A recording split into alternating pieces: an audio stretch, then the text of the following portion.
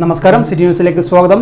കണ്ണൂർ കോർപ്പറേഷന്റെ ആഭിമുഖ്യത്തിൽ soya charitable ട്രസ്റ്റിന്റെ സഹകരണത്തോടെ കോർപ്പറേഷനിലെ ഹരിത കർമ്മസേന അംഗങ്ങൾക്കുള്ള ഓണക്കോടി വിതരണം നടത്തി. മേയർ മുസ്ലിം മഠത്തിൽ ഉദ്ഘാടനം ചെയ്തു.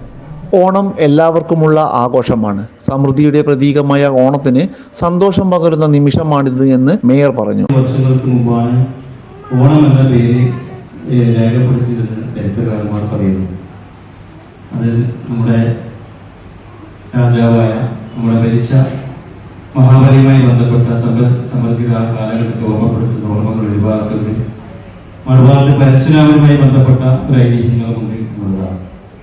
അതുപോലെ ശ്രീബുദ്ധനുമായി ബന്ധപ്പെട്ട ഓർമ്മകളും അദ്ദേഹം മഞ്ഞ വസ്ത്രം ധരിച്ചു തുടങ്ങിയത് ഓണനാളിലാണെന്നും അങ്ങനെയൊക്കെ ഐതിഹ്യങ്ങളുണ്ട്. ഐതിഹ്യങ്ങൾ പലതാണെങ്കിലും എല്ലാവരെയും തുല്യരായി കണ്ട് കള്ളമോ ചതിയോ ഇല്ലാത്ത ഒരു കാലഘട്ടത്തിന്റെ സ്മരണയുമായിട്ടാണ് ഓണം കടന്നു വരുന്നത്. ചാരിറ്റി പ്രവർത്തനങ്ങൾ ഏറെ ശ്രദ്ധേയമായ പ്രവർത്തനങ്ങൾ നടത്തുന്ന സംഘമാണ് സോയ ചാരിറ്റബിൾ ട്രസ്റ്റ്.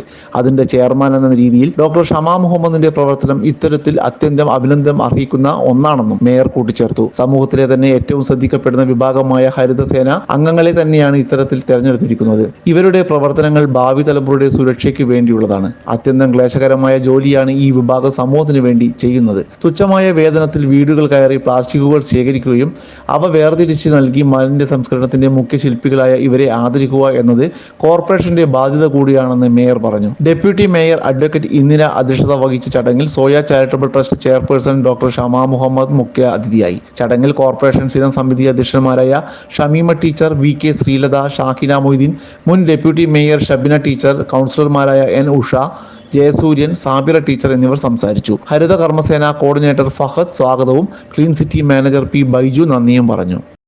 കൂടുതൽ വാർത്തകൾ അറിയുവാൻ സിറ്റി ചാനൽ വാട്സ്ആപ്പ് ഗ്രൂപ്പിൽ ജോയിൻ ചെയ്യുക. ഒപ്പം YouTube ചാനൽ സന്ദർശിക്കുക. വാർത്തകൾ ഇവിടെ അവസാനിക്കുന്നില്ല. മറ്റൊരു വാർത്തയുമായി വീണ്ടും കാണാം. നമസ്കാരം.